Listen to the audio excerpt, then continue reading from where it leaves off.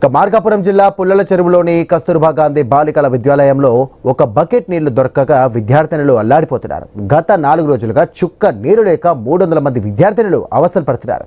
కాలకృత్యాల కోసం నీళ్లు లేకపోవడంతో స్కూల్కు 1/2 కిలోమీటర్ దూరంలో అమ్మవారి ఆలయానికి వెళ్లి తెచ్చుకోవాల్సినటువంటి దుస్థితి ఏర్పడింది.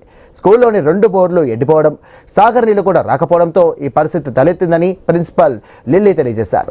సకల సౌకర్యాలు ఉంటాయనే కారణంతో తల్లిదండ్రులు స్కూల్లో చేర్పిస్తే వందలాది మంది విద్యార్థులు నీరు లేక ఇబ్బందులు పడడం దారుణమంటూ ఆర్మీ బుజ్జి అనే స్థానికుడు అసహనం వ్యక్తం చేశారు. ఇక అధికారులు స్పందించి స్కూల్లో నీటి సమస్యను పరిష్కరించాలంటూ కూడా ఇటు విద్యార్థులు, ఉపాధ్యాయులు, తల్లిదండ్రులు డిమాండ్ చేస్తున్నారు.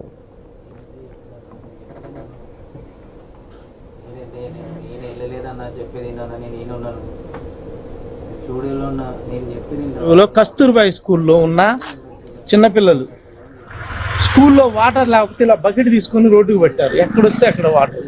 సార్, కూటమి ప్రభుత్వం అవి చేసాం ఇవి చేసాం అంటారు. మినిమం నీడ్స్ పుల్లల చెరువు మండలం అనేది ప్రకాశం జిల్లాలో ఉన్నప్పుడు అభివృద్ధిలో లేదు. అలాగే ఇలాంటి మారుమూల ప్రాంతాల్లో కనీసం చదువుకోవటానికి తల్లిదండ్రులు ఒక సిస్టమ్ ఉన్న స్కూల్లో, ఏది కస్తూర్బా స్కూళ్ళు నేషనల్ లెవెల్లో ఉన్న స్కూల్స్, అలాంటి స్కూళ్ళల్లో పంపితే కూడా ఇలాంటి దుస్థితి.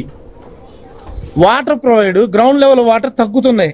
కానీ మినిమం ఆల్రెడీ స్కూల్ ప్రిన్సిపల్ అందరికీ ఇన్ఫార్మ్ చేశారని చెప్పింది.